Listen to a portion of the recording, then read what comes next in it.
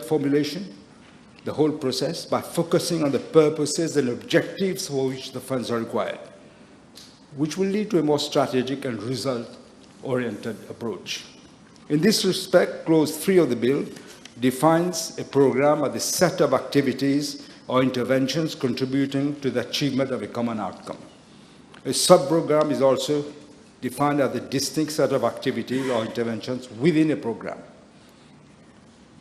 Mr. Deputy Speaker, the PBB will promote accountability by linking financial resources to specific outcomes, outputs, and performance indicators. It will therefore make it easier to track how funds are being used and whether they are achieving the intended results. It will also allow ministries and departments to review the processes, identify and eliminate wasteful practices, which will result in greater efficiency and effectiveness in the use of resources. And also, Mr. Deputy Speaker, it will bring more discipline. Throwing money without accountability is not going to help. We need to have accountability. This is why in Clause 3 of the bill, it defines an outcome as the impact that the program intends to achieve, not only in the short term, but also in the medium term. And it is measured by an outcome indicator. It also defines an output as the services to be provided to achieve an outcome. This is measured by key performance indicators. The KPI is linked to the ministries. Therefore, the key element is accountability. If you do not achieve a targeted output, I'm afraid the ministry will have to be accountable. Here, Clause 4 of the bill provides for ministries and departments to submit a progress report on the performance in respect of outputs and outcomes relative to the targets that have been set. Mr. Deputy Speaker, I will now highlight the other main provisions of the bill. Section 105(2) of the Constitution stipulates that heads of expenditure should be included in an appropriation bill, which is voted in the National Assembly, in order to incur the expenditure from the consolidated fund. Currently, in the Finance and Audit Act, the head of expenditure is defined as a vote of expenditure. Thus, appropriation has been made by vote of expenditure. With the reintroduction of PBB, appropriation will be made by program instead of by vote on expenditure. Thus, Clause 3 of the bill provides for the definition of a head of expenditure as program instead of vote of expenditure. Mr. Deputy Speaker, presently the Finance and Audit Act refers to estimates as annual estimates. Annual estimates are both revenue and expenditure, and it provides for the estimates to be approved by this August Assembly. It gives the impression that both estimates of expenditure and revenue are approved by the National Assembly, whereas in fact, according to budgeting principles, only the estimates of expenditure needs to be appropriated. Clause 3 of the bill clarifies this issue by providing for estimates of expenditure and estimates of revenue to be defined separately. Only the estimates of expenditure will then have to be approved by the National Assembly. Along the same vein, Clause 5 of the bill is amending Section 22 of the Finance and Audit Act to provide for the Minister of Finance to issue financial instructions for the preparation of estimates of revenue and estimates of expenditure, both separately. In addition, Clause 6 is amending Section 23A of the Finance and Audit Act to provide for the Minister of Finance to present estimates of revenue and estimates of expenditure, again separately, as it will be done as from fiscal year 2025-2026 onwards. Following the enactment of this bill, the standing orders and the rules of the National Assembly will have to be amended accordingly. In this regard, I will shortly present a motion in the House to trigger the process for amending the standing orders. The House may also note that the performance-based budgeting system will also be reintroduced in statutory bodies, local authorities, the Rodrigues Regional Assembly, as from fiscal year 2026-2027. We are, in fact, providing a transition period of 1 year for these bodies. In this context, all these will have to be amended again to align the budgeting framework with that of government. All these, the statutory bodies, the Local Government Act, the Regional Assembly Act, and so on. The amendments will be made in the Finance Miscellaneous Provisions Bill of 2025. Mr. Deputy Speaker, performance-based budgeting should go a long way to addressing this recurrent problem. The Ministry of Finance will work together with statutory bodies, the local authorities, and the Regional Assembly to facilitate this transition period of 1 year towards performance-based budgeting. To conclude, Mr. Deputy Speaker, I would like to reiterate that we're resolute in our endeavor to put our public finances back on a sound footing. And we want to focus again, as I said, on results rather than outcomes.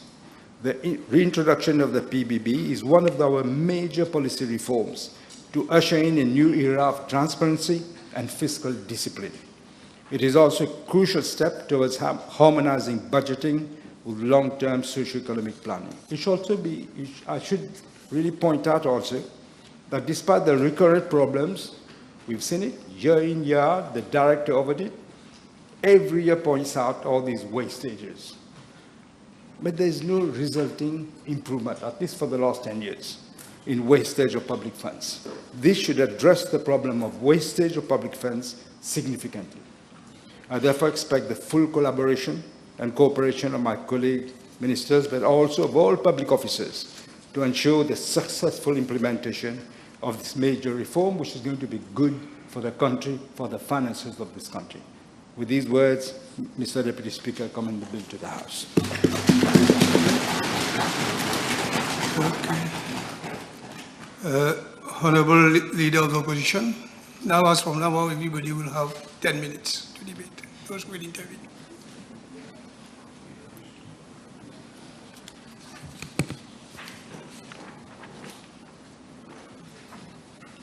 Merci, Monsieur le Président. Merci de me donner l'occasion d'intervenir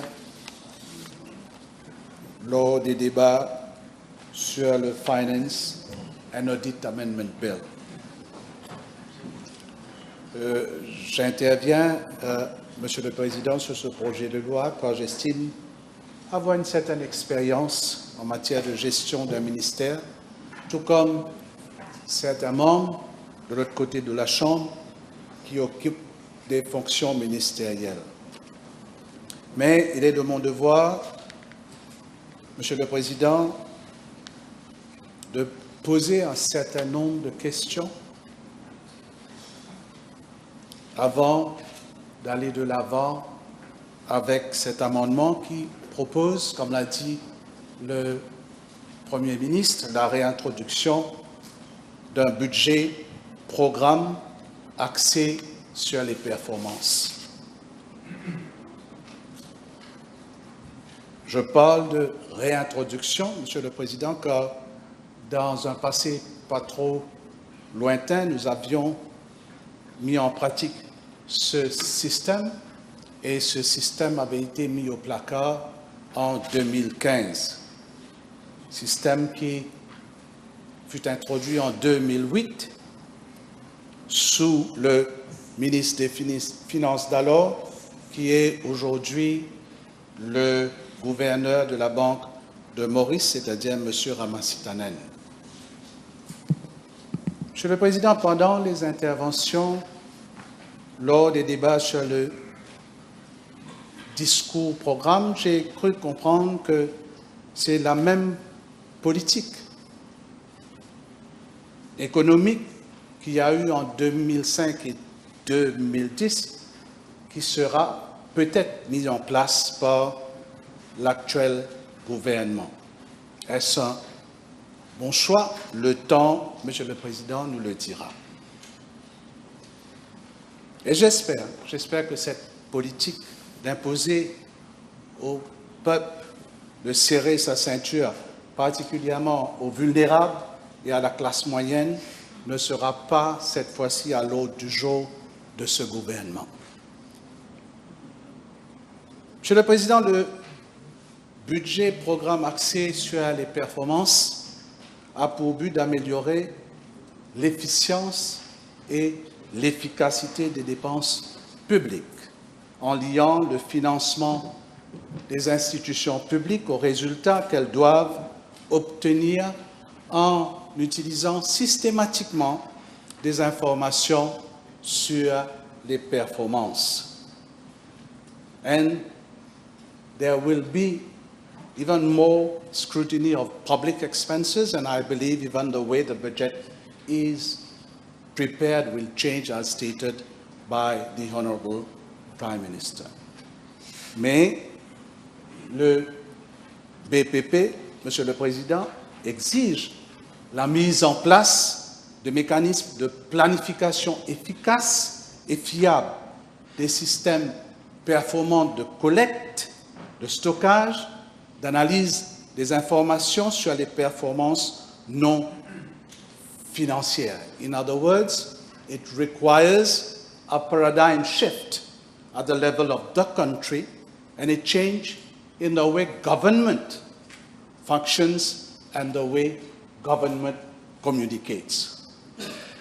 Monsieur le Président, la première question qu'on est en droit de se poser, c'est est-ce que ces conditions sont aujourd'hui réunies afin de permettre ce gouvernement d'aller dans cette direction.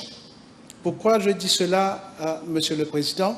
And I wish to refer to a report published by the Collaborative African Budget Reform Initiative, rapport qui a été publié en 2013 et qui fait référence à 15 pays africains qui ont implémenté le Performance-Based Budgeting System. Et sur ces 15 pays, que 2 pays qui sortent du lot, c'est l'Afrique du Sud et l'île Maurice. And when it refers to Mauritius, Mauritius have been only successful, totally satisfied 9 out of the 16 preconditions for the implementation of the performance-based budgeting system, and that was back in 2013. That's why I asked the question, Mr. Deputy Speaker, whether the conditions now are there for the implementation of the performance-based budgeting system. Autre chose que je voulais savoir, est-ce qu'il y a eu des consultations avec les responsables administratifs de la fonction publique sur l'implémentation d'un tel système? Déjà, la lourdeur administrative du secteur public est souvent décriée par la société, même par les médias. Ne sommes-nous pas en train de ralentir encore plus l'administration de nos ministères ou des corps parapublics, Monsieur le Président? Autant que je me souvienne, Monsieur le Président, les fonctionnaires avaient eu toutes les peines du monde à cette époque pour pouvoir s'adapter au performance-based budgeting system à tous les niveaux. Avant d'aller de l'avant, est-ce qu'il ne faudrait pas, et j'ai vu ça dans certains rapports, est-ce qu'il ne faudrait pas aller plutôt à une réforme en profondeur de l'administration publique et de la fonction publique, visant à augmenter, Monsieur le Président, la motivation des fonctionnaires et à élaborer des mesures incitatives à leurs égards? J'ai comme l'impression qu'on veut introduire ce système sans préparation. Et là, je comprends, j'avais posé cette question il y a quelque temps de cela, est-ce qu'il ne faudrait pas une période de transition? Mais là, je comprends que cette période de transition va toucher seulement les statutory bodies et le Rodrigues Regional Assembly, Monsieur le Président. En ce faisant, est-ce qu'on ne court pas le risque de démotiver l'ensemble de la fonction publique. Pourquoi je dis ça, Monsieur le Président? Parce que nous avons une nouvelle génération des officiers de haut rang dans la fonction publique. C'est pourquoi moi je pense qu'il est impératif que cette nouvelle génération à la tête de la fonction publique soit exposée à ce nouveau mode de pensée et ces nouvelles pratiques de gestion. Monsieur le Président, autre aspect à prendre en considération, ce sont les modifications et réallocations des projets. Par exemple, il peut arriver qu'un projet est sujet à des modifications au cours de son implémentation. On a un budget accordé pour un projet et ce budget doit être réalloué à un autre projet qui est entre-temps devenu prioritaire. Et là, comme exemple, nous avons vécu ça sous la pandémie de Covid, où il y a une urgence sanitaire et il faut agir vite en termes de ressources financières, en termes de logistique. Et puis, il y a aussi un autre aspect important, c'est-à-dire la variation, et aujourd'hui c'est d'actualité, la variation des coûts liés au changement climatique. La budgétisation verte est pertinente, Monsieur le Président, à toutes les étapes, que ce soit au niveau de la planification, la formulation, l'approbation, la mise en œuvre et le contrôle. Est-ce qu'on va rendre, et ça j'ai cru comprendre qu'il y aura des KPIs, est-ce qu'on va rendre responsables les fonctionnaires pour le retard ou pour une augmentation des dépenses dans un cas où un projet est retardé, par exemple à cause des dégâts liés à des inondations ou à une sécheresse, Monsieur le Président? On est en droit de se poser certaines autres questions, Monsieur le Président. Est-ce que nos fonctionnaires dans les différents départements maîtrisent cet aspect? C'est, Monsieur le Président, ce qui n'est actuellement qu'une simple lettre à la poste, si je peux me permettre de le dire de cette façon, risque de prendre plusieurs mois à être exécuté sous cet amendement que nous sommes en train de voter. Premièrement, est-ce que le performance-based budgeting peut être adapté à tous nos départements? Je pense qu'à certains ministères, oui, mais peut-être à d'autres, non. Par exemple, le ministère de la Santé. Mr. Deputy Speaker, what realistic targets can we set to achieve and how do we manage the ministry which requires the most amount of funds ahead of the Ministry of Social Security? Un autre exemple, le ministère des Infrastructures publiques, où on a beaucoup de projets, mais avec des variables difficiles à maîtriser. Par exemple, comme les contestations concernant l'expropriation des terres qui peuvent retarder considérablement l'implémentation d'un projet pour plusieurs mois, des fois pour plusieurs années, Monsieur le Président. Monsieur le Président, certains parmi les membres de cette auguste Assemblée qui sont de l'autre côté de la Chambre et qui avaient des responsabilités ministérielles en 2008-2010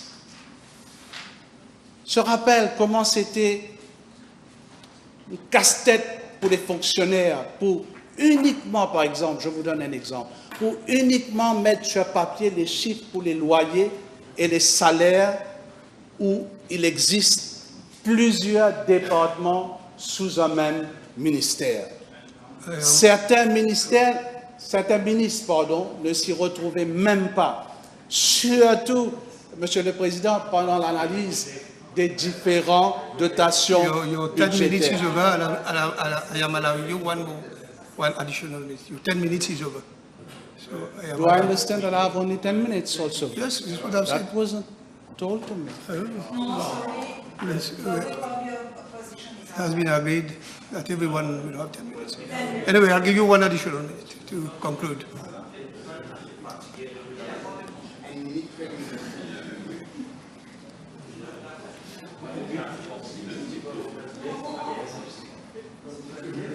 Bon. Le message n'est pas parvenu jusqu'à moi, Monsieur le Président. Je suis navré. Je vais essayer de conclure. Je vais essayer de conclure. Okay, thank you. Let's listen to his conclusion. Monsieur le Président, on va mieux comprendre, par exemple, au bout d'une année, quand les dossiers sur des projets seront encore à faire des va-et-vient entre les différents ministères et le ministère des Finances. Je comprends l'intention du Premier ministre. Son intention est correcte, parce qu'il faut réduire des gaspillages, Monsieur le Président. Mais selon moi, on va ajouter encore plus de procédures. Et je pense, Monsieur le Président, la priorité pour moi, c'est de poursuivre l'informatisation de la fonction publique. Nous avons démarré ce projet et j'espère que ce sera complété sous son mandat. Comme ça, nous pourrons avoir un vrai contrôle sur la gestion des fonds publics. Monsieur le Président, j'en ai terminé. Merci. Thank you. The Honourable Minister of Labour. Mr. Deputy Speaker, sir, I've listened carefully to the Honourable Leader of the Opposition. I have to admit that I still don't know, after the 10-12 minutes he's spoken, whether he will support this bill or not. Because he started criticizing it and then he concluded by congratulating the Prime Minister for trying to reduce. So I'm confused. I'm confused, the more so, Mr. Deputy Speaker, sir, because it's the third attempt to reform budgetary system in Mauritius. The first one started when he was minister in 2003 under the medium-term expenditure program with a pilot project on 6 ministries. Then in 2006 it was applied to more ministries, and in 2008 the law was amended and we had the program-based budgeting, where the budget moved from a line-by-line budget to a program and sub-program based budgeting. And when that bill was voted in 2008, he was also here and everybody voted in favor of that bill. So everybody back in 2008 was in favor of moving from line budgeting to program-based budgeting, to program and sub-program based budgeting.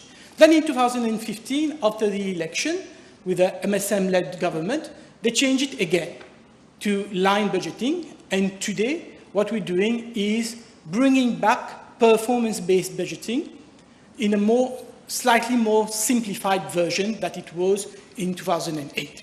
Now, what is performance-based budgeting? It is simply a budgeting approach where funding decisions are based on specific results, on specific outcome. And then you have the output that you need to achieve the outcome. And the outcome, you have key indicators, KPI, key performance indicators, to find out whether you are on track and whether you're meeting your objective. So this is something which will last, for example, a project for 3 years.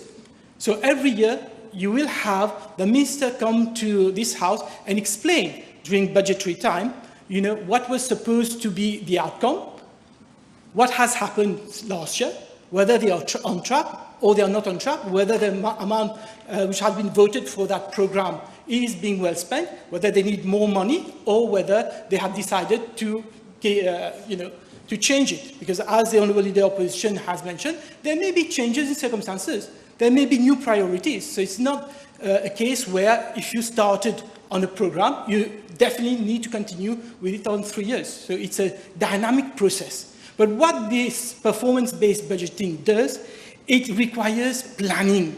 It forces line ministries to sit down with the Ministry of Finance and plan. Think, not spend, think. Then decide, then plan, identify priorities. Ministries may have a lot of spending, prioritize it. You know, for this year, we will prioritize this sector, this program, this outcome. Then effective resource allocation, make sure that the money that is voted goes for that program. And that includes monitoring. I think he's still going to find out whether he's in favor or not. So we need, with this performance budgeting, ministries are forced to monitor spending. They're forced to evaluate service delivery and ensure that we get value for money. So this section will bring transparency and accountability. So, Mr. Deputy Speaker, sir, I still don't know, and I was hoping that he will indicate whether he is in favor or not, because I was here in 2015. I was in this house in 2015 when the newly elected MSM government decided to reverse all the good work that had been done.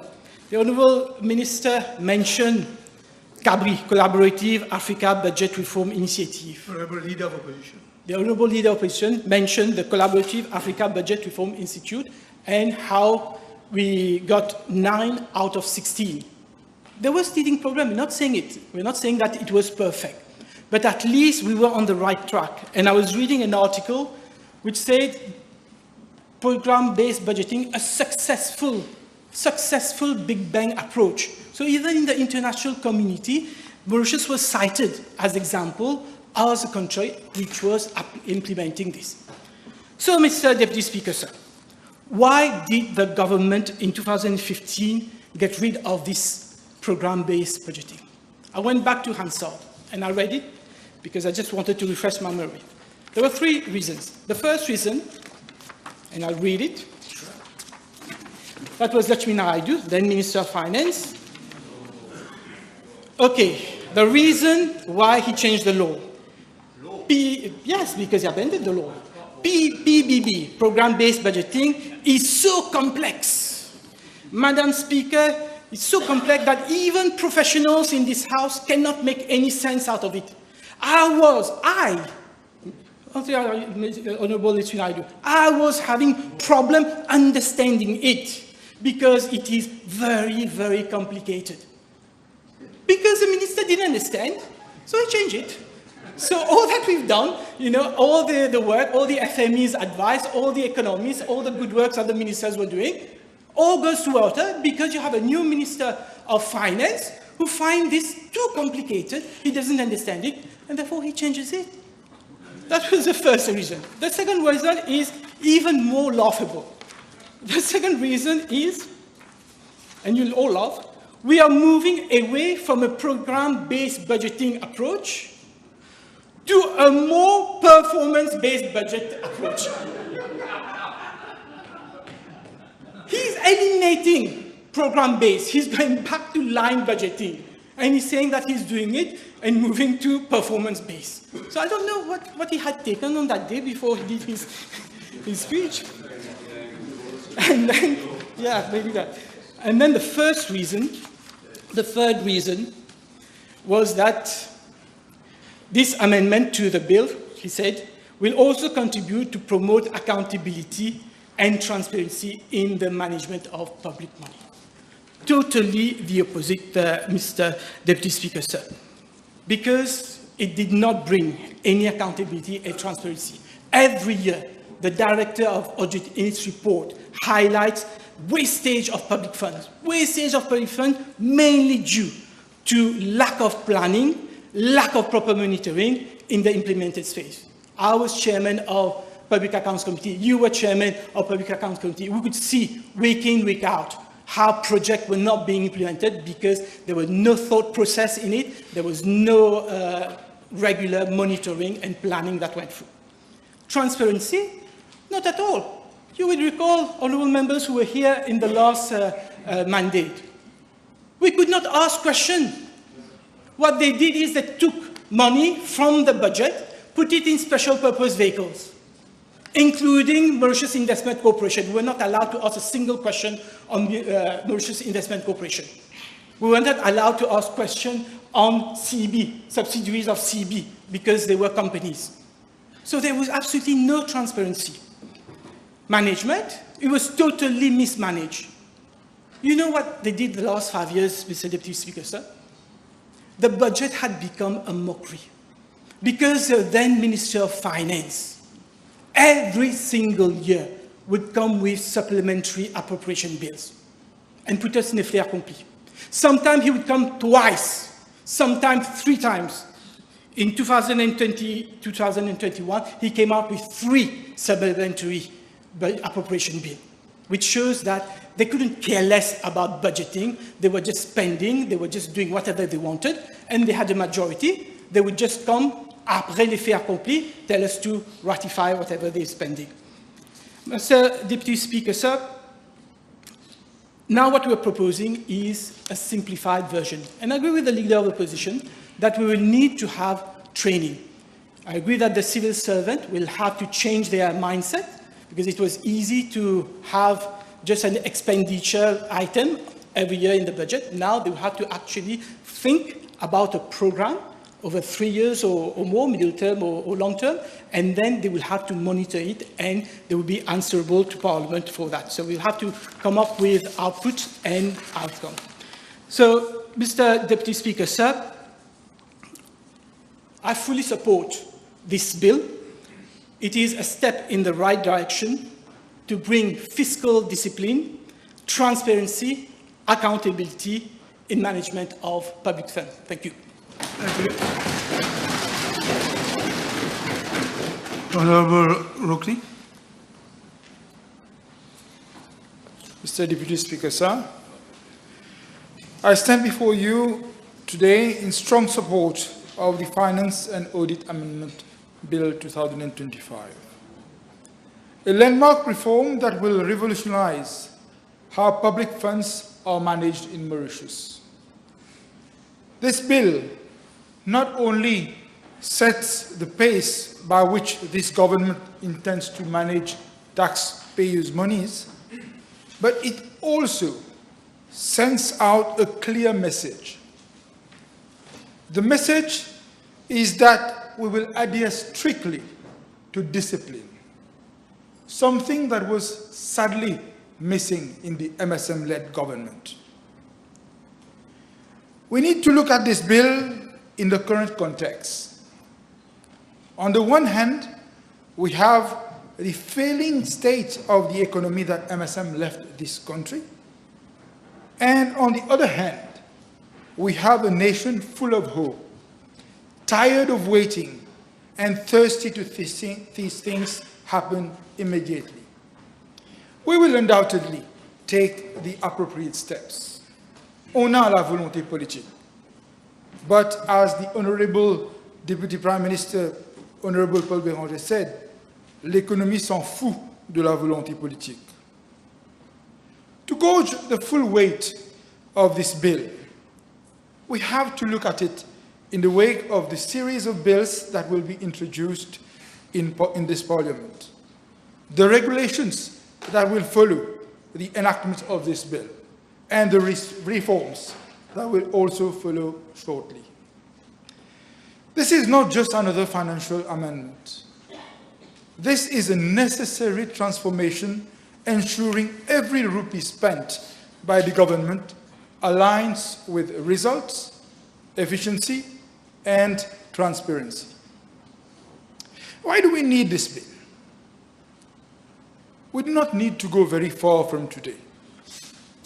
The report of the Director of Audit for the government's accounts for year 2022-2023 said it loud and clear.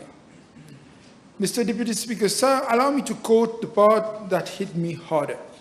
I quote, 83% of ministries and government have not complied with Section 4B of the Finance and Audit Act in respect of submission of their report on performance within statutory deadlines.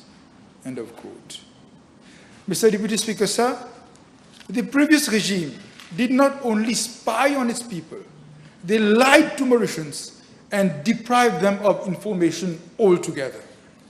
Everything was put at play to put our people under anesthesia in a state where the MSM thought our people would not be able to take any informed decision at all.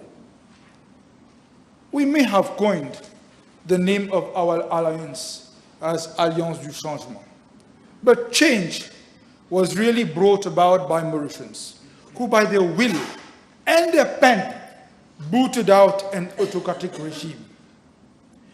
It is now our job to make sure that our génération future will have the right tools to be able to make informed decisions. Maybe everybody will not always agree with us, but at least they will have the information available to intelligently agree or disagree with us. This is one of the intended consequences of this bill. Once enacted, those who spend or invest taxpayers' money will be incentivized or compelled to provide information, or risk being deprived of funding. That's what performance-based budgeting is about. Mr. Deputy Speaker, sir, public sector budgeting has focused primarily on inputs, allocating funds based on past expenditures rather than performance. But does simply spending more money guarantee better services? Does a larger budget automatically mean greater efficiency? The answer is no. One of the major problems we have in Mauritius is drugs, be it drug dealing or drug addiction. Government is spending huge sums of taxpayers' money in repression and on treatment.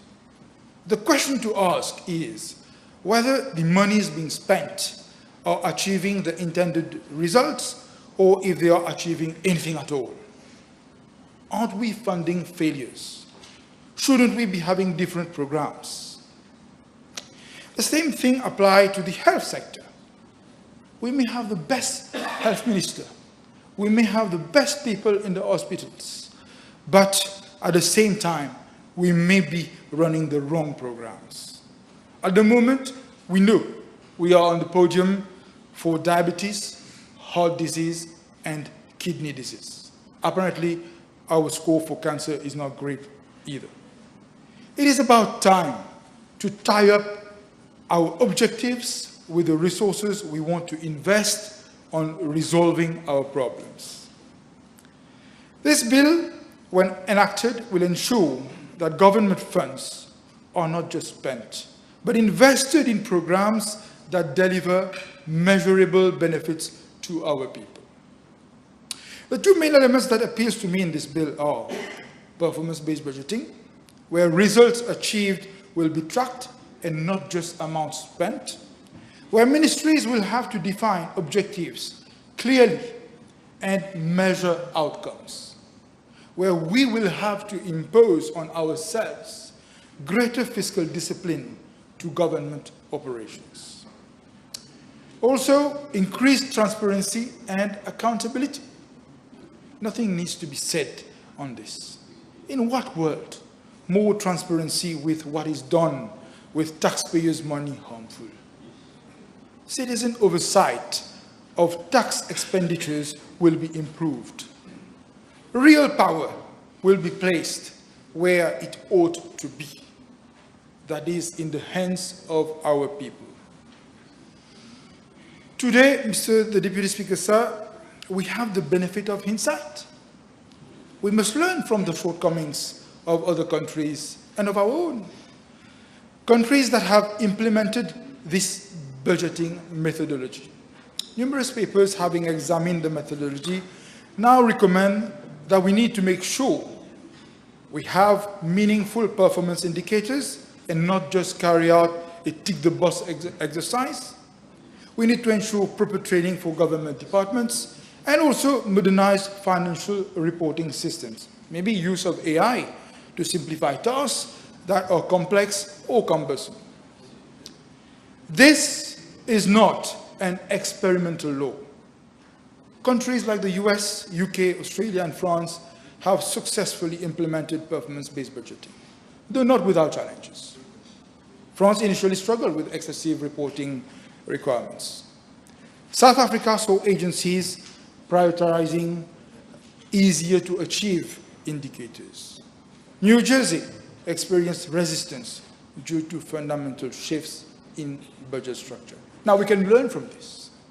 Therefore, we know there will be merit in addressing resistance to change by maybe implementing, as the Prime Minister said, a gradual transition with capacity-building programs, and data collection and measurement by using strengthened data systems and independent audits. We also need to address the tick-the-box bureaucracy by having realistic indicators linked to national priorities. This reform will bring tangible benefits: better public services in healthcare, education, and infrastructure, reduce wasteful spending, stronger economic growth, and investor confidence. Mr. Deputy Speaker, sir, this bill is about building a more accountable and effective government. Mauritius stands at crossroads. We cannot continue with the statu quo. We have to embrace a modern, results-driven approach to budgeting. Let us ensure every rupee delivers tangible benefits to our citizens. Let us put power back in the hands of our people.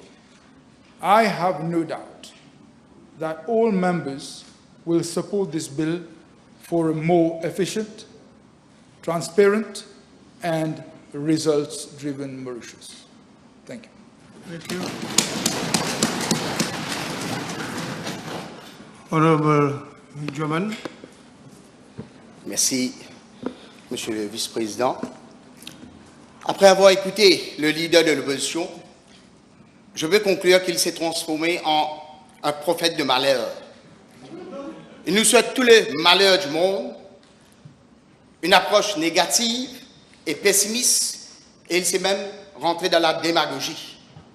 I would like to remind him that we do not want episodes like just today, the Honorable the Prime Minister said, the air traffic terminal at SSR, where the cost almost doubled within a 3-year period.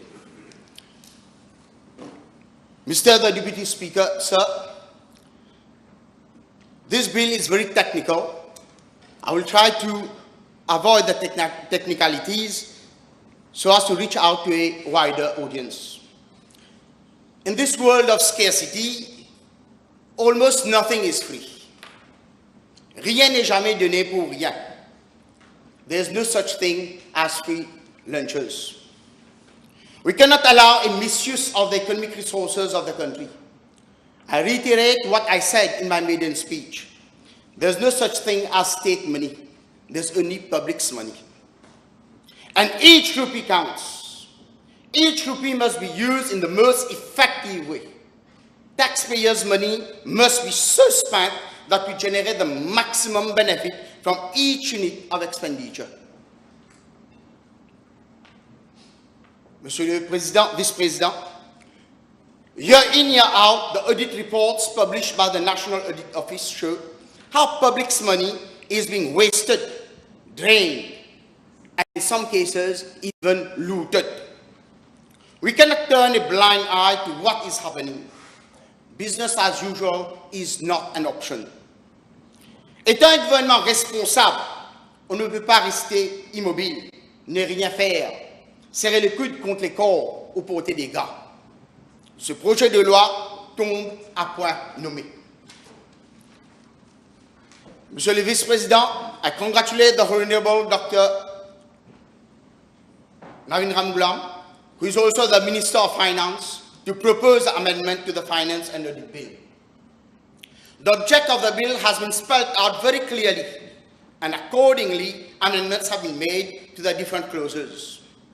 However, the crux of the bill is the introduction of performance-based budgeting, PBB for short, in order to link funds with results, improve operational efficiency in government administration, and enforce greater fiscal responsibility, accountability, and transparency. Monsieur le Président, PBB is a critical reform being introduced by the government that ties funding allocations to measurable results, ensuring that taxpayers' money is being spent effectively and efficiently.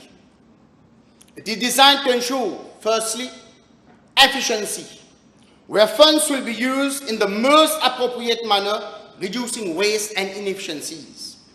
Secondly, fiscal responsibility, where government funds will be managed prudently, generating fiscal space for new spending initiatives and hence facilitate fiscal consolidation, that is, reducing deficits and debts.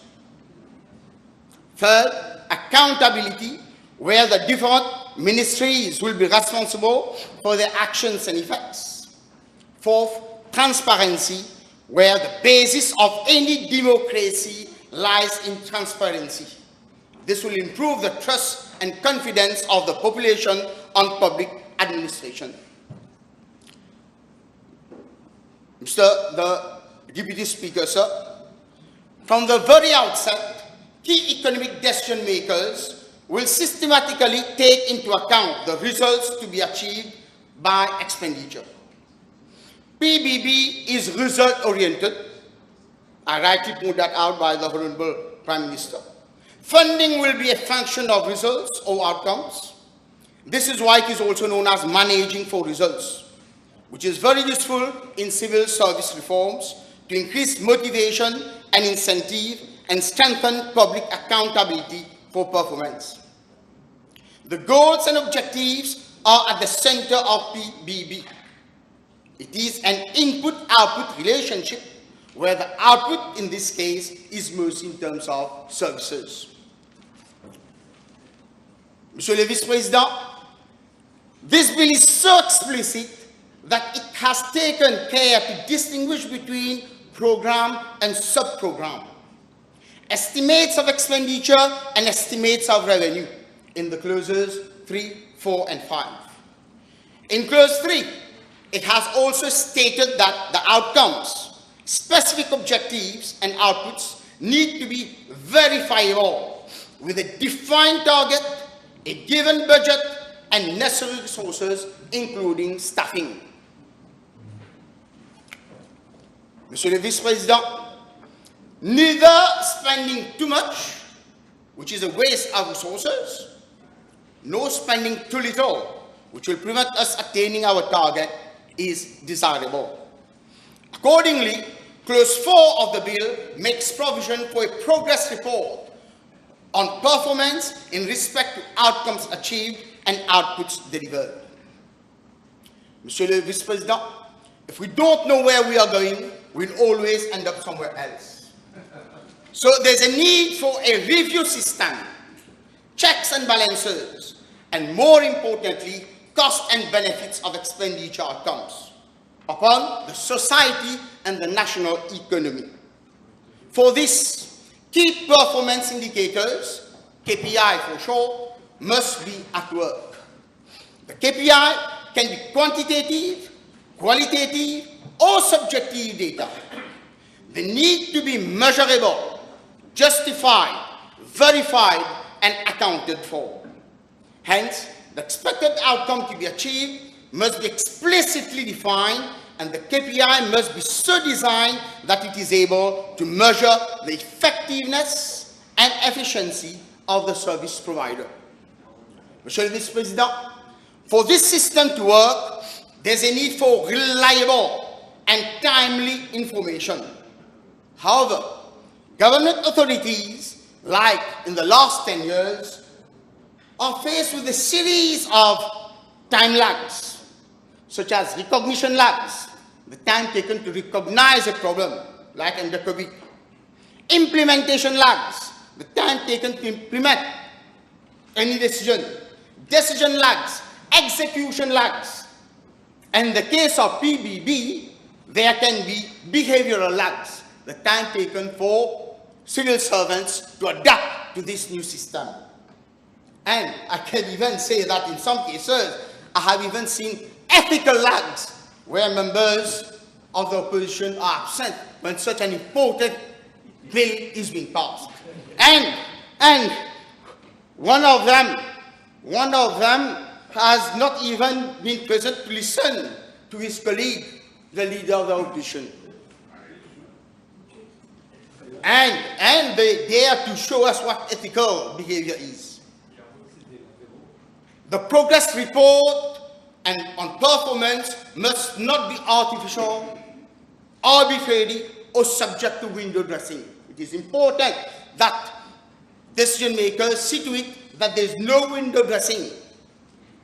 Monsieur le Vice-Président, this bill is not designed to penalize whomsoever, as they may pretend. Instead, it is designed to motivate people to work, outdo themselves, and increase their commitment to the program and sub-program, making it more likely that they will produce the desired results. This government believes in treating people as people. Those who are performing will be given a pat on the back. Those excelling will be rewarded, and those who are underperforming will be incentivized to perform better. Monsieur le Vice-Président, allow me to quote the IMF. I quote, "If the political and bureaucratic leadership is highly corrupt and rank-seeking, with little interest in improving public sector performance, then performance-based budgeting will be a waste of effort," end quote. This is why the previous government put an end to PBB. If you have a corrupt mind, you cannot come with such a bill. Only advocates of transparency and accountability, like the Honorable Prime Minister and his team, have dared to come again with PBB. Thank you for your kind attention. Thank you. Honorable Minister Jitan.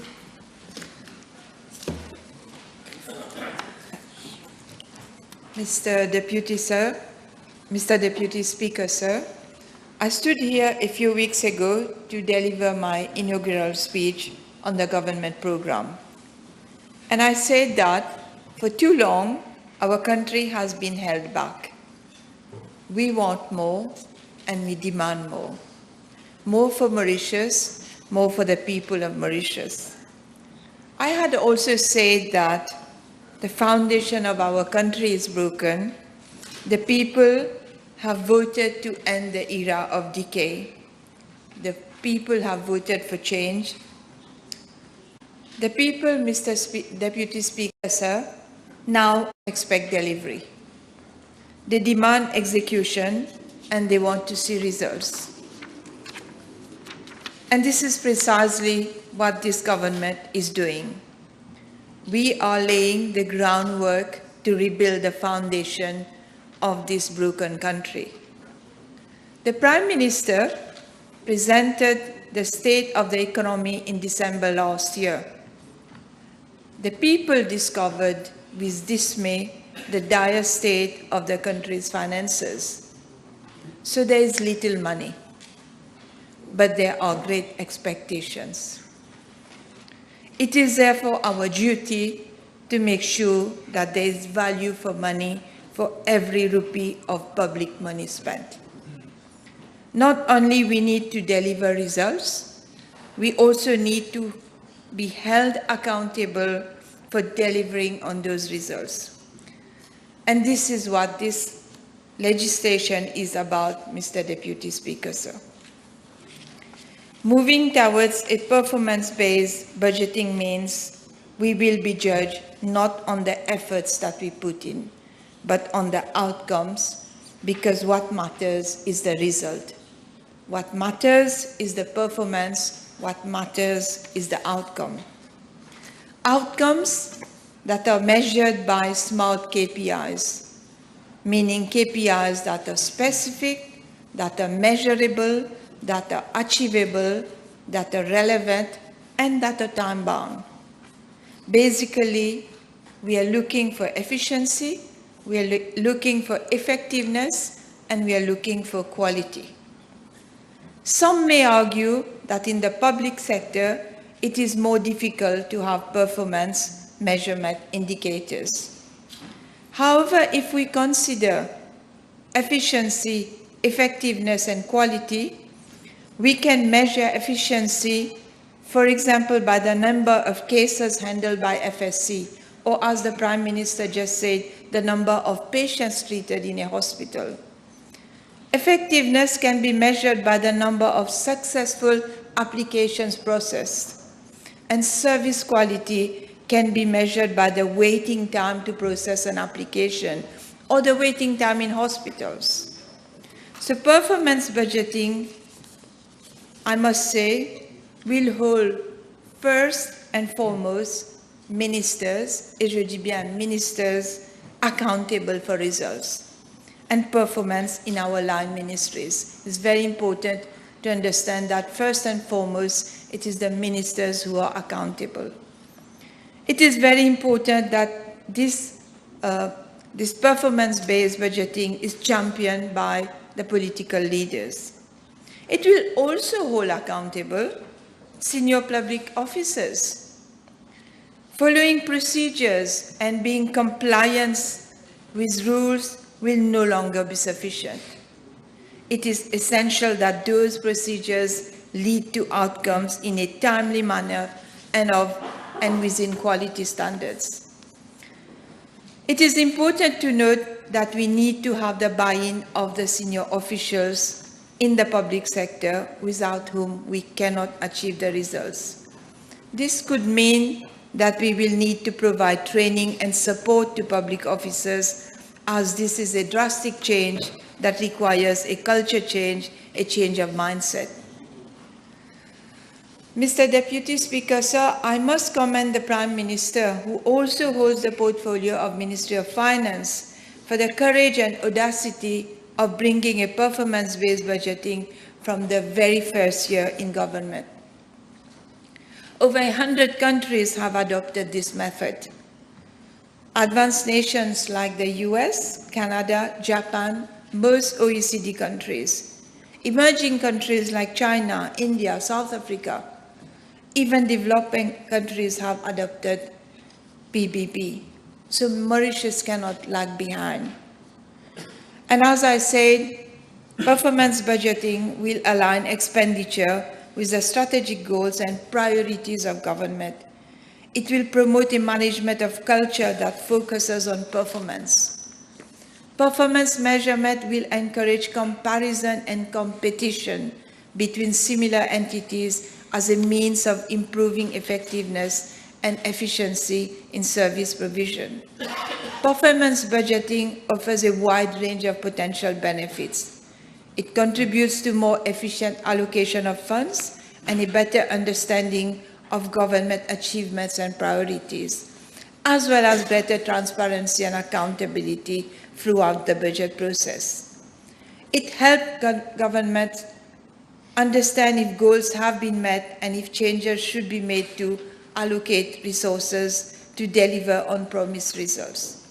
For line ministries, performance budgeting provides us with tools to make a stronger case to government in support of our budget proposal, if we can demonstrate strong deliverables, such as a stronger GDP contribution, more job creation, maintain FATF compliance, faster processing time for permits and licenses, higher profits in our corporations, establishment of the national planning framework within the set timeline. All these will allow us to substantiate our budget proposals. And, Mr. Deputy Speaker, sir, for citizens and civil society, performance budgeting will offer greater transparency and accountability in respect of purposes and results of public spending and allows the opening of the black box of the budget. Mr. Deputy Speaker, sir, having led private sector enterprises for a good part of my professional life, I cannot but applaud this initiative. This is really music to our ears. We have the commitment and willpower at the political leadership level to implement this. Because we mean business, we owe this to every taxpayer in this country.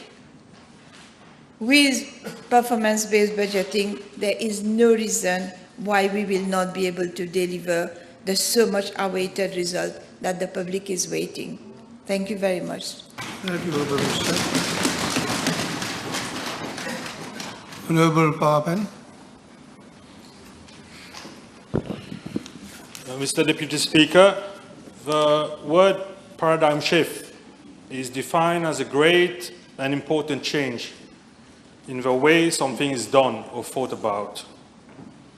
This expression has often wrongly been used in society, especially by politicians, who, let's face it, some of them have a tendency to use grand expressions to paper over their shallow thoughts. I hope I won't be joining their ranks today when I refer to the potential of this bill, especially the introduction of performance-based budgeting, as having the potential in bringing about a real paradigm shift. Mr. Deputy Speaker, the people of the Republic have high expectations. For years, we have had to endure the sheer mismanagement when it comes to the public administration of affairs of the Republic. There is a seemingly unquenchable thirst among the population for accountability when it comes to the allocation of public funds. And this bill aims to lay the groundwork to restore confidence in the action of government. For far too long, the art of budgeting has relied on approximations. It is high time that we do away with trial and error culture of previous government, and that we move towards a more rigorous methodology. As I see it, Mr. Deputy Speaker, the introduction of performance-based budgeting heralds the dawn of a top-down approach to the public allocation of resources. That is one where the ultimate objectives of government become the driving forces behind all the programs and sub-programs being initiated. In other words, we're moving towards a world where we define our journey based on where we want to be. I would now like, with your permission, Mr. Deputy Speaker, to touch upon a few points which are not mentioned in this bill, but which I feel are of paramount importance if this proposed piece of legislation is to be a real game changer. Firstly, I would like to draw the attention of this House on the need for synchronicity. Most of the consultants we've had the opportunity to interact with, as well as all the savvy well-wishers of this government, have invariably highlighted the need for government to stop working in silos and to work as one synchronized unit. To this end, I believe that there is a need for performance-based budgeting to be applied to a macro framework. That is an identification of objectives of government at a higher level than at ministries level, be it for a high-powered committee or an interministerial committee.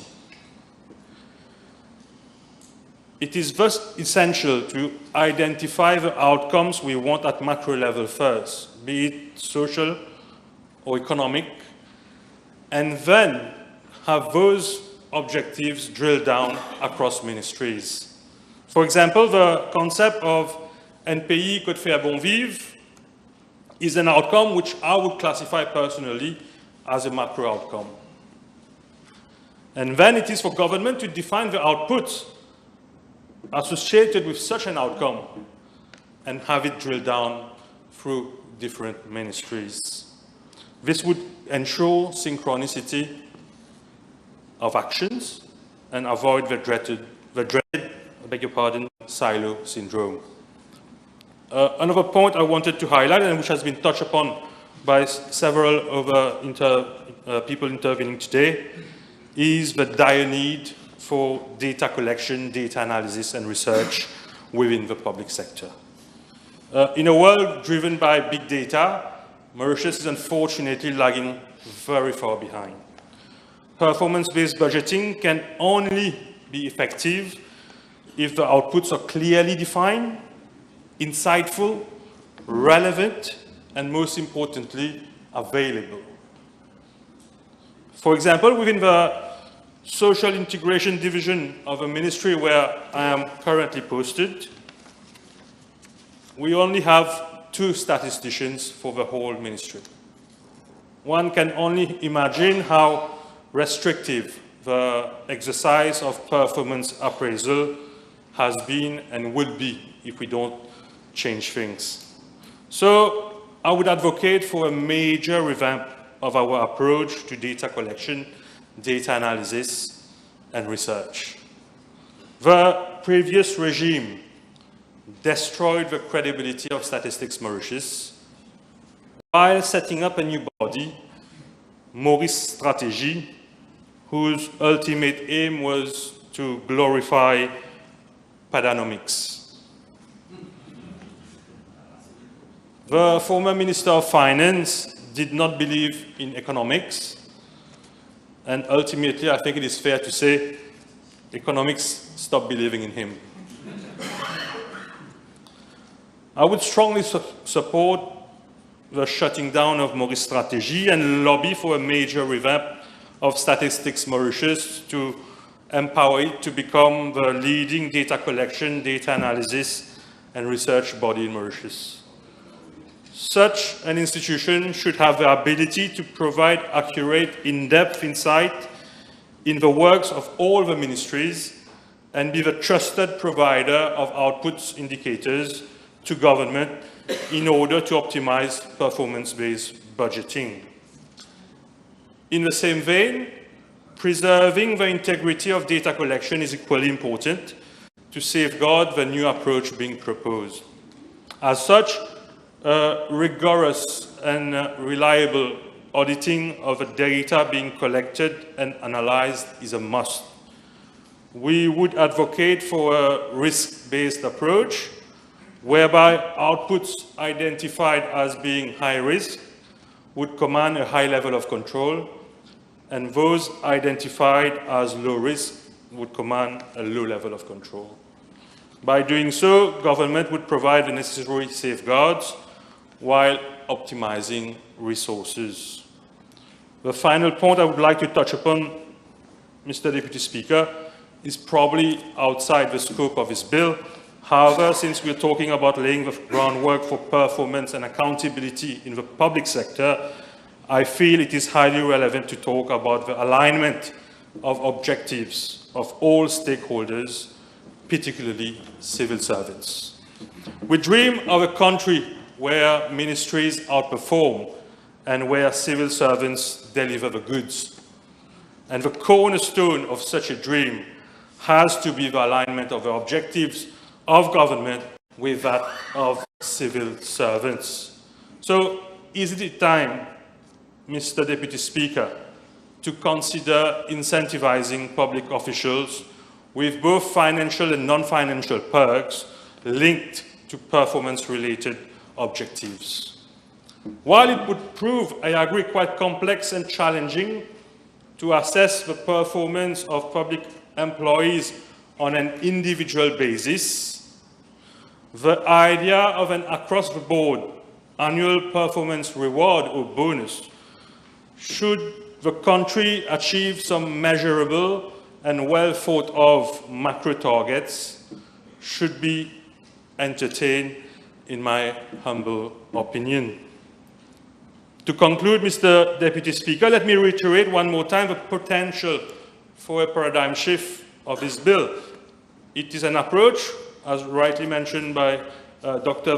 Honorable Jitan, which is widely used by OECD countries across the world and other developed countries. I am reminded that performance-based budgeting approach was implemented in Mauritius as early as 2008. When we think that the European Union only adopted it in the mid-2010s, we can only dream of what might have been had we persevered in that direction for the last few years. Unfortunately, it was discontinued. No need to mention by whom. But had it been maintained, we would surely have a functioning, results-driven public sector today. But I also want to reply to the Honorable Leader of Opposition, because in his usual intellectual dishonesty, he referred to a report, the Collaborative Africa Budget Reform Initiative, which was published in 2013, and he said that in that report, Mauritius only scored highly on 9 out of 16 criteria. But I have a report here, and while it's right to say that we only scored highly on 9 out of 16, but as Honorable Uti mentioned, when you start a new program, you're bound to have teething issues. I'd like to draw the attention of the House on the conclusion of that report. So the conclusion, and I quote, "Whereas implementation of strategic budgeting in Mauritius needs to be consolidated and deepened, the country's progress in this area has received international recognition and has led several requests for the sharing of its experience with other countries, including from Botswana, Ethiopia, Liberia, Lesotho, Madagascar, and Namibia." So back in 2013, countries were looking to Mauritius to learn from our experience, and like we had something to share, we had something which we could be proud of. And a little bit more than 10 years down the line, the government of destruction has been at work, and today you have this leader of opposition criticizing a new method which was pioneered for the Southern African region and Southern Hemisphere region by Mauritius, and he dared criticize that in Parliament today. I think he should have done his homework a little bit more. So to finish, I would like to say that, like in life, it's never too late to start again. And as one very famous Chinese proverb says, the best time to plant a tree was 20 years ago. The second best time is now. Thank you, Mr. Deputy Speaker.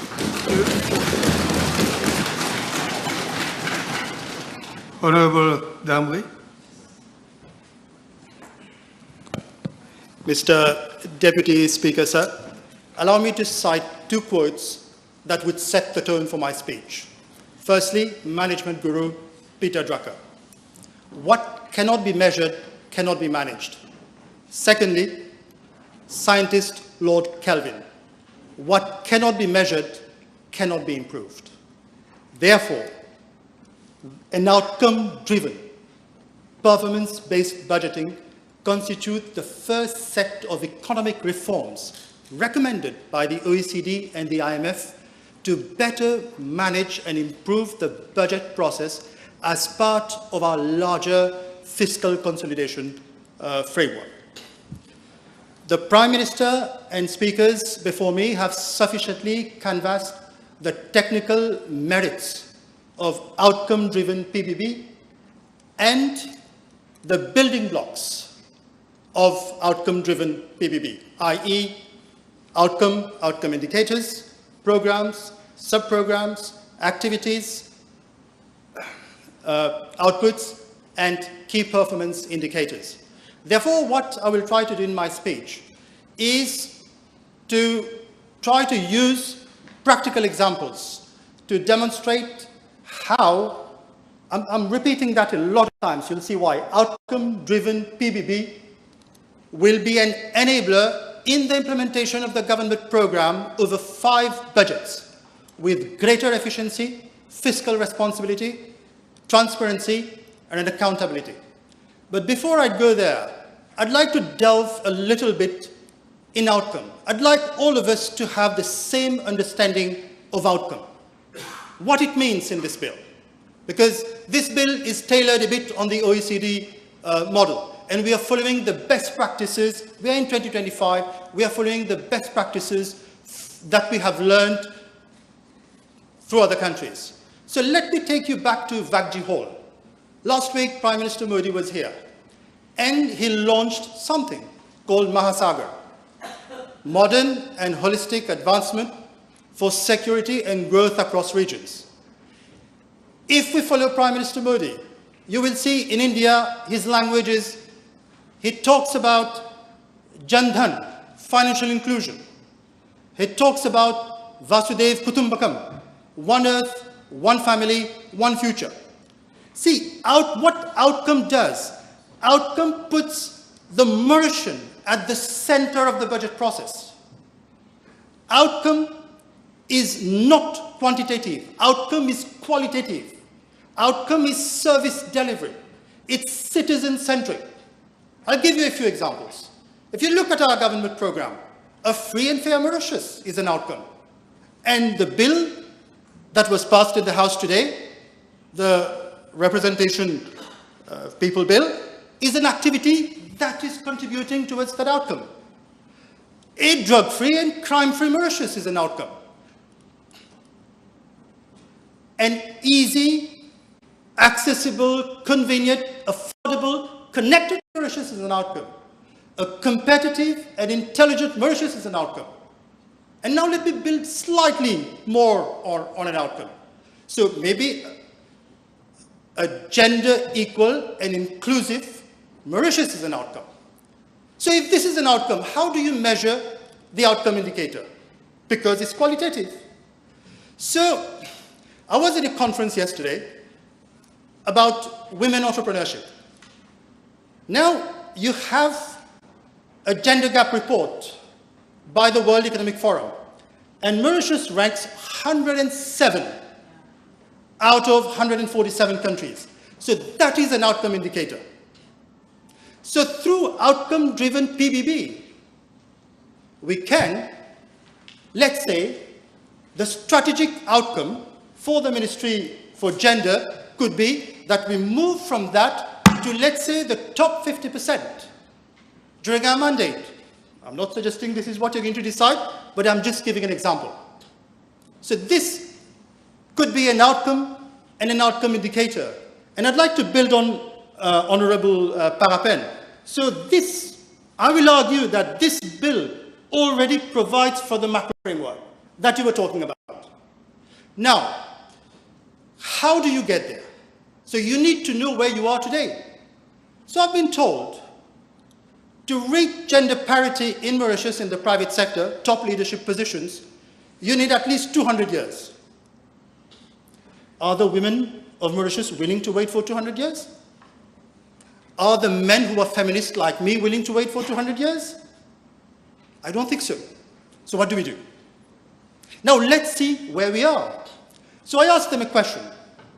So what does women-led micro, small and medium enterprises contribute to the GDP of Mauritius, and how much employment do they create? If anyone in this house can reply to this question, I'll be very grateful. But we don't have this data, unfortunately. So if we don't know where we start, how do we know where we get? So this is what outcome-driven, I insist on that, outcome-driven performance-based budgeting will change.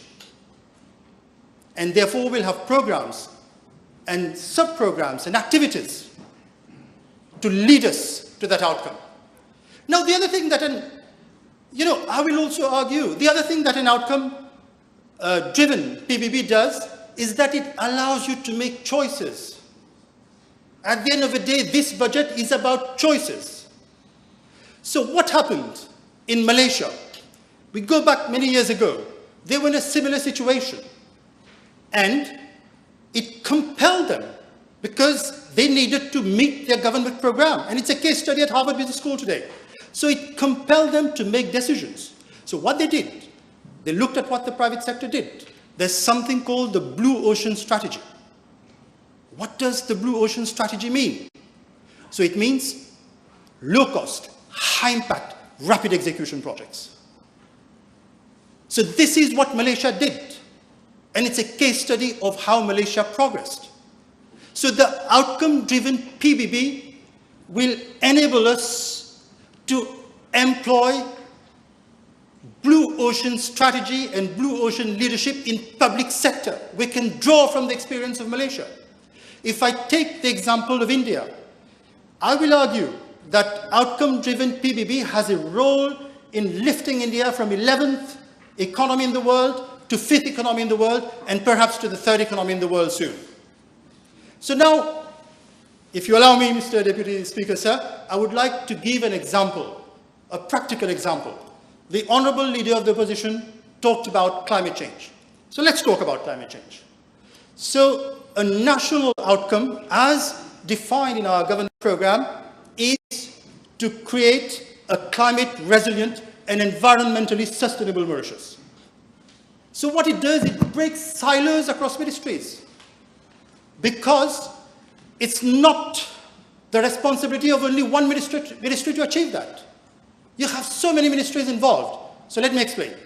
You start with the Ministry of Environment. That's climate resilience. They have the responsibility to determine what we call NDC, the nationally determined contribution.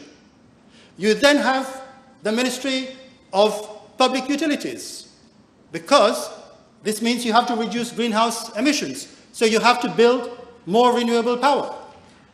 Then you have climate diplomacy, because we raise money from development financial institutions and overseas funders. And today, DFIs, they don't fund on vulnerability. They fund on GDP per capita. Mauritius is already high on that list. We don't get money on that. So we have to advocate for more vulnerability. And then you come to the Ministry of Finance. So let's say we need, well, the previous government had NDC 1.0. They said you need $6.5 billion to reduce greenhouse gas emissions by 40%. Now, over 10 years. So we have a climate sustainability fund, where I believe you have about 3 billion rupees per year that you collect in the climate sustainability fund. Now, how do you make, so 3 billion is not enough. So what does the Ministry of Finance do? So how can you make the 3 billion? Can you leverage the 3 billion rupees and make it 30 billion rupees? So Ministry of Finance will have to look at mobilization. And it's not that it's not being done. Take Indonesia, the 3rd largest greenhouse gas emissions producer in the world. So what they did, they converted a pure government facility into a blended facility. So what this means, they have the Indonesia Climate Fund, where the government of Indonesia puts its money as what we call a GP, general partner. Then you have other DFIs, say the World Bank, the UNDP, l'Agence Française de Développement. They come as limited partners. Then you have family offices, you have endowments. So this is how you can increase the amount of money in the fund. And all these, we are at the moment at the Ministry of Finance speaking with the UK Task Force, AFD, all these DFIs, and guess what? Performance is key. If there's no outcome-driven, performance-based budgeting in your government, you will not get a single cent from them. Now let's see what the previous government did. I really don't like to go into politics, but this is what they determined. So you know what they did? Out of $6.5 billion, which was there estimate, they spent $420 million. Guess what happened? The share of renewable energy decreased from 22% to 17%. If the share of renewable energy decreased, this means greenhouse gas emissions increased. So they spent taxpayers' money, but they did not meet the output and or the outcome. So I think there's no debate in the world today that outcome-driven PBB is what is required in Mauritius. But to make it work, and this is coming from the best practices all over the world, you have to have monitoring and evaluation. And we should all be thankful to the Prime Minister for setting up the high-powered committee on the government program, because this is where, and the other thing is that monitoring and evaluation body should not act as a control agency. It should act as a center of excellence. And this is what we're going to try to do. I know I'm pressed for time, but I'd like to add one more point, if you allow me, Mr. Deputy Speaker. Just 1 more minute. Yes. The Prime Minister said that we will bring all local authorities and Rodrigues under PBB. We'll do more than that. Other than the Fiscal Responsibility Act, the government of Mauritius is also implementing IPSAS, the International Public Sector Accounting Standards. And what this means is that we will consolidate the financial statements of every single state-owned enterprise and special funds, which the IMF doesn't like, and we have 6 of them in this country, under our national balance sheet.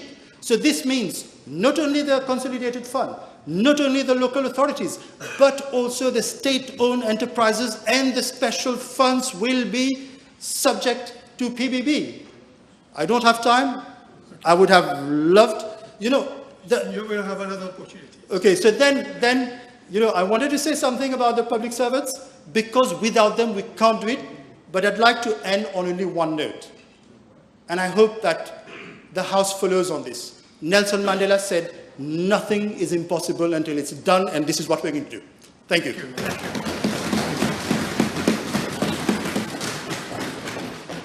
Honorable Minister Amia.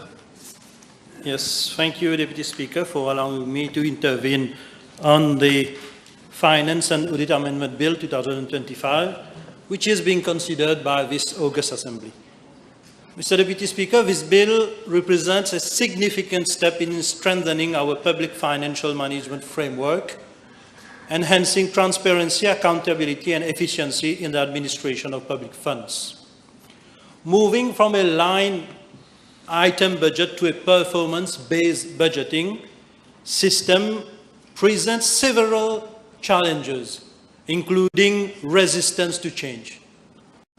But, Mr. Deputy Speaker, Mauritius stands at a crossroad. Today, our economy faces rising debt, budget deficits, and global uncertainties. We cannot afford complacency.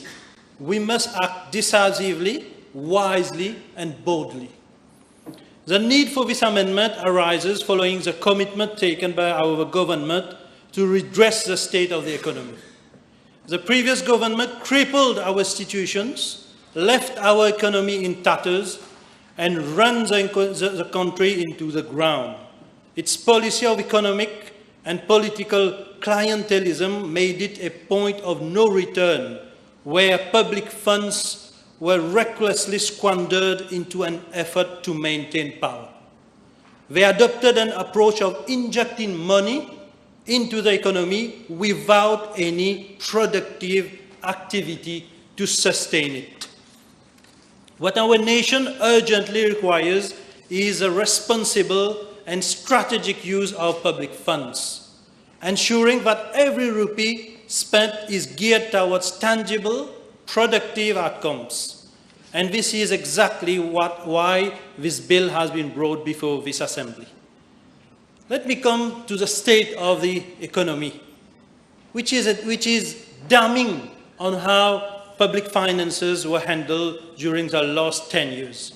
It is good to highlight, and it is good to open the eyes of the population that over the past year, the fiscal position of the country has been marked by significant challenges. The actual budget deficit for the financial 2023 and 24 stood at 38 billion rupees, representing 5.7% of GDP. This figure far exceeds the revised estimates of 27.4 billion rupees, that is 3.9% of GDP, as published in the 2024-2025 budget estimate document. Looking ahead, projections with no change in our fiscal policy for financial year 2024 and 25, that is this year, indicate a continued fiscal strain, with the budget deficit expected to reach 48.5 billion rupees, that is 6.7% of GDP. This represents a sharp increase from the initial estimate of 26.8 billion rupees and underscores the urgent need for corrective measures. The rising budget deficit has had a direct impact on our public sector debt, which has more than doubled over the past decade. The level of public sector gross debt has increased from 238 billion rupees as at December 2014 to 559 billion rupees as at end of June 2024. That is more than double over 10 years, Mr. Deputy Speaker. This is above the statutory debt ceiling of 80%, which necessitates immediate intervention to restore fiscal discipline. Without intervention, public sector is projected to reach 612 billion rupees by June 2025. As a percentage of GDP, the debt ratio would further increase to 84.5%. Mr. Deputy Speaker, sir, this gangrene of the public finances has to stop. This is why this government is ushering in a new economic order, one that breaks away from inefficiency, eliminates waste, and restores faith in public finance management. The Finance and Audit Act, which has historically provided the legal foundation for public financial administration in Mauritius, requires amendments to improve efficiency and align the public sector with contemporary fiscal management principles. The key provision of this amendment bill can be summarized as follows. The amendment reinforces the adoption of PPB, ensuring that government allocations are driven by well-defined objective and measurable indicators. Ministries and public entities will now plan and present their expenditure requirements through structured programs and sub-programs, facilitating greater coherence in policy implementation. A more forward-looking approach will be adopted, whereby estimates of expenditure and revenue will be formulated on a 3-year rolling cycle, allowing for enhanced fiscal productivity and strategic resource allocation. This shift will enable public institutions to focus on delivering tangible results by aligning resource allocation with expected outputs and developmental goals. They will be compelled to demonstrate how funding translates into concrete outputs and national progress. Mr. Deputy Speaker, for too long, public expenditure has been viewed merely as allocation in a budget, without a direct link to concrete outputs that impact the lives of our citizens. This amendment seeks to change by requiring ministries and departments to prepare estimates of expenditure on a 3-year rolling basis, outlining specific resources, expected outputs, and targeted outcomes. This amendment is crucial for enhancing public trust in government handling of public funds. It will provide stronger checks and balances to prevent financial mismanagement and ensure that taxpayer money is used efficiently and transparently. This will also enhance our country's reputation among international investors and development partners. Mr. Deputy Speaker, let it be heard far and wide. This government means business. We are not here to maintain the status quo. We are here to deliver on the promises we made to the people of Mauritius. The government program 2025 and 29 is our guiding principle, and performance-based budgeting is a cornerstone of that vision. Without a performance-driven approach, we risk spending without productivity, leading to inefficiency and economic stagnation. This bill ensures that our financial decisions are evidence-based, forward-looking, and geared towards national development. To conclude, Mr. Deputy Speaker, let me reaffirm that this bill is not just about legal reforms, but about transforming our public finance ecosystem. It will foster a culture of responsibility and efficiency within the public sector while ensuring that government expenditure remains aligned with national priorities and development objectives. This year, we will not just plan a budget. We will shape the future of Mauritius, a stronger economy, a more responsible government, a bridge to the future, and a better for tomorrow for all. I'm done. Thank you, Mr. Deputy Speaker. Thank you. Honorable Prime Minister. Yes, Mr. Deputy Speaker. First of all, I would like to thank members genuinely from both, from our side, I should say, who have intervened on this bill. It's really encouraging to see our backbenchers at that level, the junior ministers, the ministers also, of course. The leader of the opposition is not here. I wonder whether I should say it. But see, he seems to have completely forgotten how they manage the economy. I'm glad Honorable Mia just said it. Il n'y avait pas de discipline, gaspillage. Et il dit, oui, oui, c'est bon de réduire la dette, mais toujours yes, but. He cited this report of these 15 African countries, and I'm glad. I didn't read it, I must say. Honorable Parapen just mentioned the conclusion. And he completely forgot about the conclusion. Even what he cited, 9 out of 16, at least we did something. Mr. Deputy Speaker, sir, discipline demands effort. If we just sit like this and let things happen, we will have the result that we got. I wanted to say he's a oiseau de mauvais augure, but I think what Honorable Jaman said, prophète de malheur, is better. Typical of them. They mismanaged the economy, they drew the country into the ground, and now they say, oh, let things be as they are. In other words, continue to throw money without accountability. And he mentions what happens if you have COVID. That's why I say prophète de malheur. But nothing is rigid in an economy. If we are faced with an emergency, we'll have to react to that emergency. But not to steal money as they did on COVID. That's what they did. So, I'm trying to say I can't see much what he said again, but Honorable Utim, I must thank him for having gone through this, what the previous Minister of Finance did. I didn't read it, I must say. But it's mind-boggling when you think he was in charge of finance.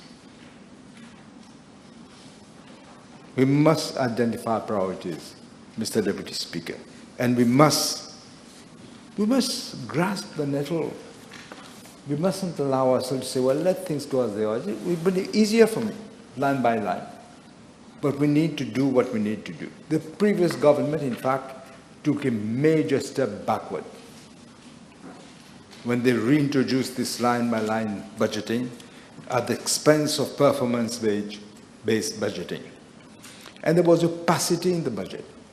Allocations given, inefficiencies, wastage, This bill shows our commitment to sound fiscal stewardship. As many orators said, we want every rupee of the taxpayers' money to be spent in the best possible way, optimal. I wish to show the House that we'll introduce also is a simplified performance-based budget that will be easy to understand and to implement. The Ministry of Finance will actively work with different ministries and departments and provide the necessary support to ensure we can get the success that we expect. Mr. Deputy Speaker, sir, let me elaborate on some of the major changes that the real direction, because I saw in the speech, especially of the opposition, they don't seem to understand. First of all, the Minister of Finance itself, its role will evolve. It will now have to be obligatory to engage more closely with ministries and departments on budget matters. Policy objectives, strategies, action plans will have to be discussed more thoroughly in order to achieve this greater efficiency that we want in resource allocation and effectiveness of policies and measures. Second, it will be easier to integrate new concepts. I think somebody mentioned gender budgeting, gender green budgeting. All this will be easier to implement. Third, performance-based budgeting will make it easier to avoid, as I said in my opening speech, avoid such things like white elephant projects, policy inconsistencies that have been the normal as if for the last 10 years. And as I said, there will be greater consultation, obviously, coordination among the various departments with the Ministry of Finance. Fifth, each program will have an accounting officer who will be accountable for the delivery of program outputs and outcomes. 6th, the staff performance management system will be fully integrated in the PBB framework. The role and prerogative of the National Assembly will automatically be enhanced. Why? Because members will now be in a position to ask the right questions. There will be more information on resource allocation, and there will be more information on what the targets are. Questions will focus on the performance in the terms of implementation as well as outcomes. And finally, Mr. Deputy Speaker, the public will have a clearer view of the connection between the amount of tax money which is being spent and the services we are providing. Programs will become customer-focused and more aligned to the expectations and the needs of the population. The previous government, Mr. Deputy Speaker, has just dished out taxpayers' money. I think many orators said that before me. They increased the debt level without any consideration to the outcome of the money spent. Purely reckless spending this morning, and I think I'm glad the Honourable Gentleman pointed this out. The PQ this morning on the airport tower, how the price has increased. I think nearly 70% when I look at the figures. To conclude, Mr. Deputy Speaker, let me stress, we are not introducing performance-based budgeting as an isolated initiative. This bill is part of a set of reforms to improve service delivery and fiscal outcomes. Our reforms will focus, as we have rightly said, many have said, will focus on results delivered and not on the processes. They will include, amongst others, civil service reforms is part of it, to improve the productivity of civil servants. And they want to get, we've just inaugurated with the Prime Minister of India, the Civil Service Institute. I think it's called Atal Bihari Vajpayee Institute. And civil servants want this. They want to have training. They want to learn more. It's not a question that they don't want. This will improve the productivity of the civil service. Organizational restructuring, again, to focus on service delivery. As I mentioned, a fiscal responsibility act will come to consolidate the program. Together, these actions will ensure the efficiency and effectiveness of public service substantially. With these words, Mr. Deputy Speaker, I want to again thank all the members who participated in the debate, and I recommend the bill to the House. The motion needs to be seconded. Seconded by the Deputy Prime Minister. The question is that the Finance and Audit Amendment Bill number 2 of 2025 be read a second time. Those in favor say aye. Those against say no. Aye. The ayes have it. Public Bills Committee stage.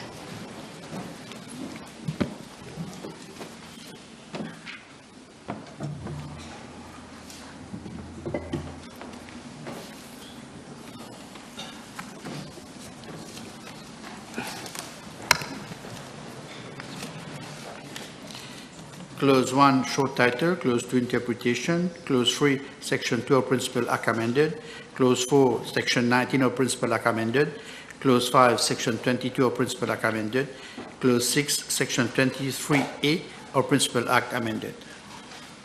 The question is that clauses 1 to 6 stand part of the bill. Those in favor say aye. Those against say no. Aye. The ayes have it. Title and enacting clause. The question is that the title and enacting clause stand part of the bill. Those in favor say aye. Those against say no. Aye. The ayes have it. The question is that I do report to the House that the Finance and Audit Amendment Bill number 2 of 2025 has passed the committee stage without amendment. Those in favor say aye. Those against say no. Aye. The ayes have it.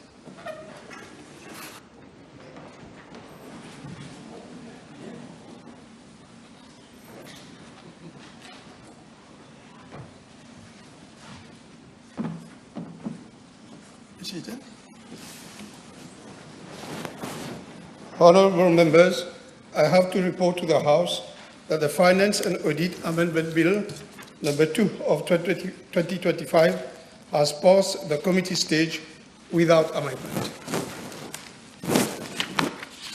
Public Bills, third reading. Mr. Deputy Speaker, I beg to move that the Finance and Audit Amendment Bill number 2 of 2025 be read a third time and passed. The question is that the Finance and Audit Amendment Bill number 2 of 2025 be read the third time and passed. Those in favor say aye. Those against say no. Aye. The ayes have it.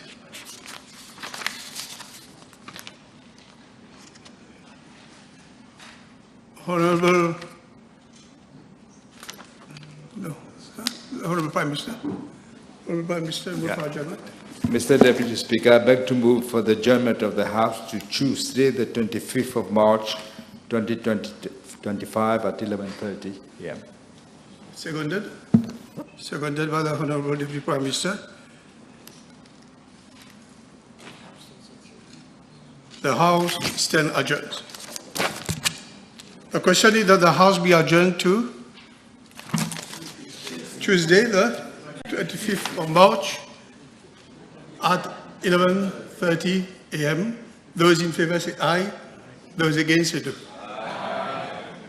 The House stands adjourned. Adjournment. Adjournment.